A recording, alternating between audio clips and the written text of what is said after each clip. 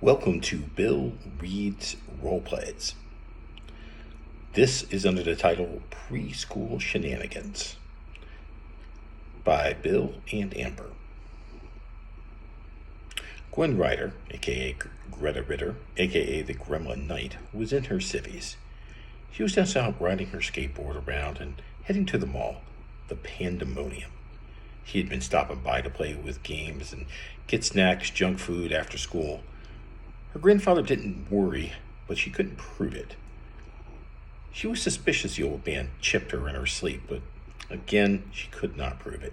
He always seemed to know where she was. It was so creepy, but in a way that she kind of appreciated having him look after her.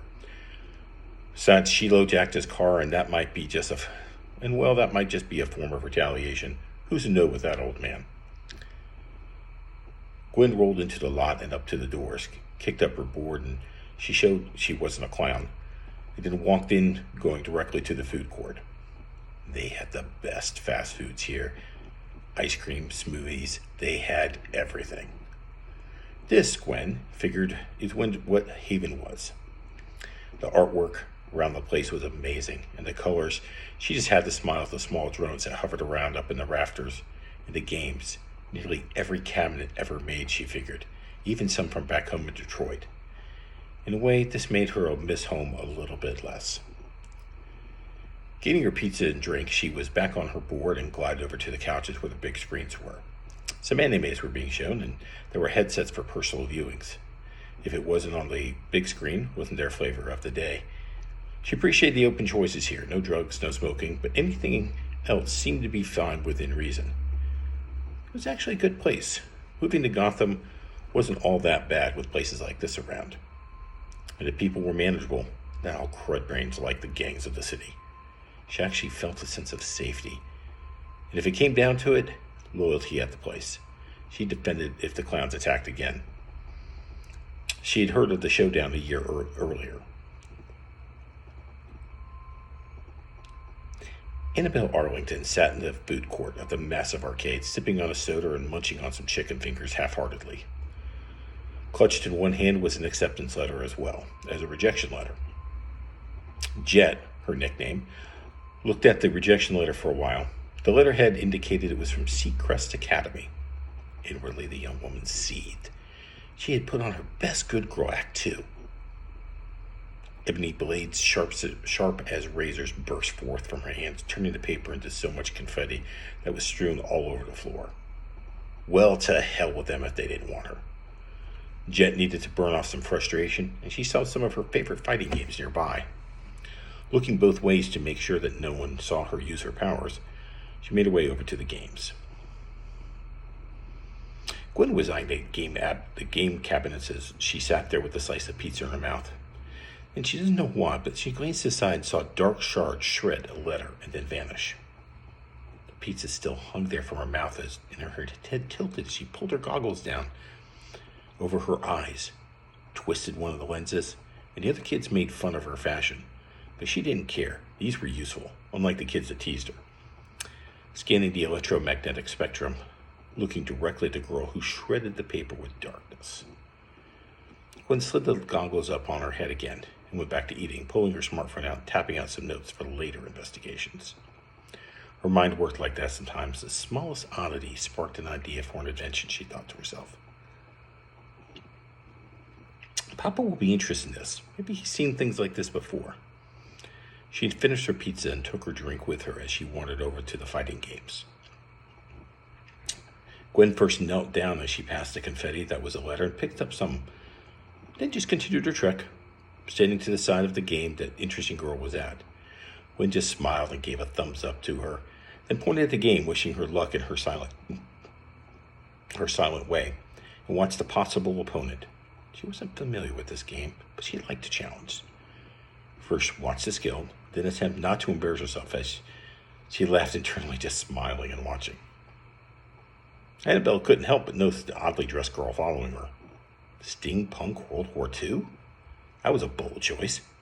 For her part, Annabelle was wearing a pair of tight gray jeans that were artfully torn. Rather than exposing skin, though, tights or nylons were underneath. Underneath the black leather jacket was an oversized classic rock t-shirt, again with dark gray neon or perhaps spandex sports top. Her feet were covered with high-top Converse tennis shoes with multicolored laces. Jet smiled a moment as she played her game. It was a two-player fighting game that she was playing solo. "Hey," she said to the girl watching, "you going to jump in or just keep staring at me?" Gwen, in her long coat, and what seemed like old boots and gloves, wearing her goggles on the top of her head, didn't think she was too oddly dressed. But this girl knew a cool look when she wore it. Gave her an upteenth once-over. Suddenly bolted back to staring at the Annabella's face and blushed some as she asked if she was going to play. Gwen smiled brightly and almost hopped dance around Annabelle and took position. The redhead nodded and continued her action, failing badly. She tried again. Got a good couple hits in and was demolished again. She huffed and shook her hands out, got back to position again and looked more serious. She was going to master this game if she had to hack it after hours to do so. But now, it's not war against Annabelle. She seemed cool. The blasted machine was her foe. Robo-Fighter is one of my favorites. It's an oldie but goodie, as my dad says. Robo-Fighter came out a decade ago. It was very popular among kids during the Battle of Earth, as the title suggested. The players fought robots. "The name's Jet," Annabelle said after about 10 minutes of game time. "What's yours?" Jet had noticed the girl had not spoken a single word the entire time they played, though she did make some frustrated noises from time to time. Gwen was listening but focused on her moves, and the sound from the machine almost sounded mocking as she hung her head in defeat. She stood up and smiled and signed, "My name's Gwen." Then she pulled out her phone and typed, TTSing, "Sorry, most don't know sign. I'm called Gwen. Nice to meet you." The voice from the phone used a voice package from the Justice League fans. Sounding like Wonder Woman, she smirked and quickly TTS'd, "I'm trying new voice packages. Any suggestions?" Awkwardly, Jet held up her hands and signed back. It was almost painfully slow. "Nice to meet you." Sweat beaded up on Jet's forehead. Switching back to voice, "Sorry, my old babysitter was partially deaf and she started to teach me at ASL. I don't use it much." Jet laughed at the voice of Wonder Woman coming out of Gwen's phone. "That's awesome. Who else do you have? I mean, you could always go against type and do Batman's voice." Gwen smiled brightly, and after some tapping on her phone, Jet could hear, "I'm back, Gwen." And then she struck the most dorky 60s era Batman pose ever. Hands on hip, chin up, glancing over as she typed out on her phone. "So heroic, right?" Still in the Batman voice. Gwen was really happy someone actually attempted to sign with her. He was a bit slow and a bit of a stutter, but her ASL was good enough. It was just impressive. And appreciated someone having someone even cared to try. This gave Jet massive brownie points in her book. TTSing now in a Wonder Girl voice. "So what music you like? List the top 3 animes and favorite junk food. Go?" Snickering, Gwen couldn't help but laugh, and even her laugh was a kind of quiet, like someone was just breathing really hard. Jet laughed at the "I'm back, Gwen" line. She pointed to her shirt, which had on it, "Joan Jett and the Blackhearts. I'm a rocker, Natch." She thought about anime. "That's more my brother's thing," she admitted shapelessly. "Nachos, loaded." In truth, there were very few kinds of junk food she didn't like. But if she were being honest, nachos were her favorite. "What about you?" Gwen, leaving the voice set to Wonder Girl, nodded and motioned for them to hit the couches, and TTSing as she led her new friend. "Nachos are great, but pizza can be a meal, snack, and a guilty pleasure all at the same time. But so many variations. I went against my grandfather's approval and made a combination you would appreciate. Pizza nachos. They are nachos on pizza.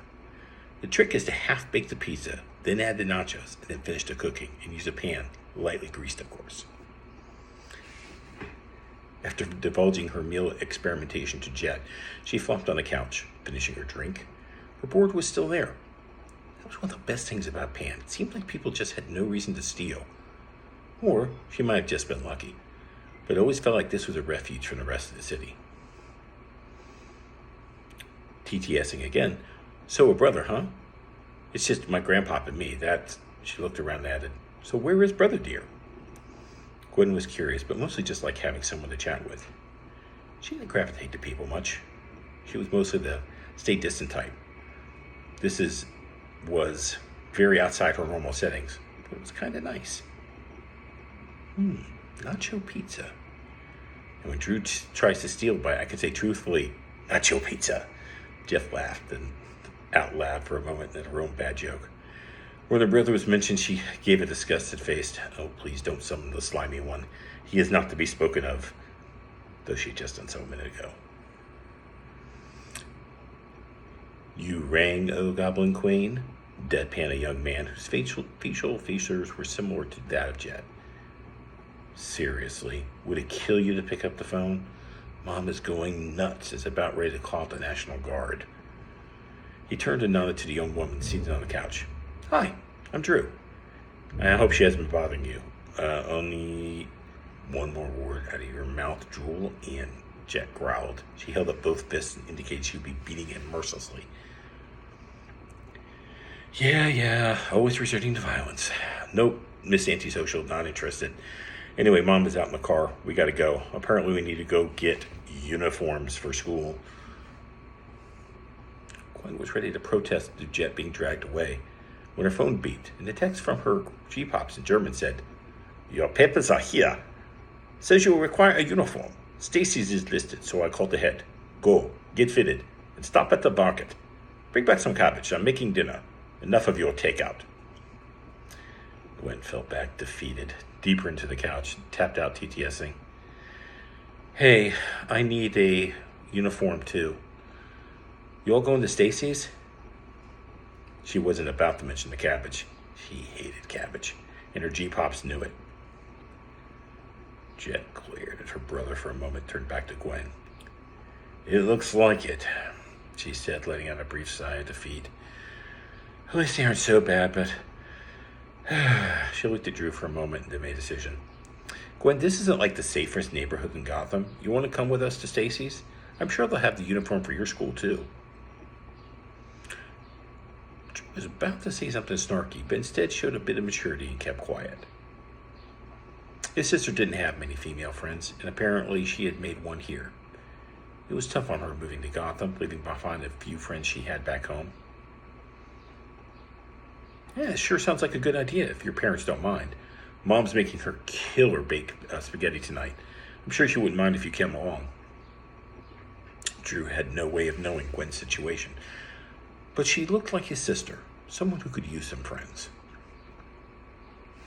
Gwen lit up like a light bulb. She signed yes repeatedly and tapped out TTSing. Yes, that would be great. Let me tell my G-Pops not to expect me for dinner. She beamed and gathered up their stuff, dropping her trash into the bin and glided on her board next to Jet and Drool. Thank you. You saved from a fate worse than death. G-Pop's cooking. She loved her grandfather, but the man couldn't cook to save his life. She quickly fired off a text to her G-Pops. His reply was enthusiastic. Oh, yes, by all means. I trust you to use that noggin of yours. Just get back before patrol. I want to talk about your school situation. She slid her phone away in a pocket and welcomed this new adventure, clothes shopping with a friend.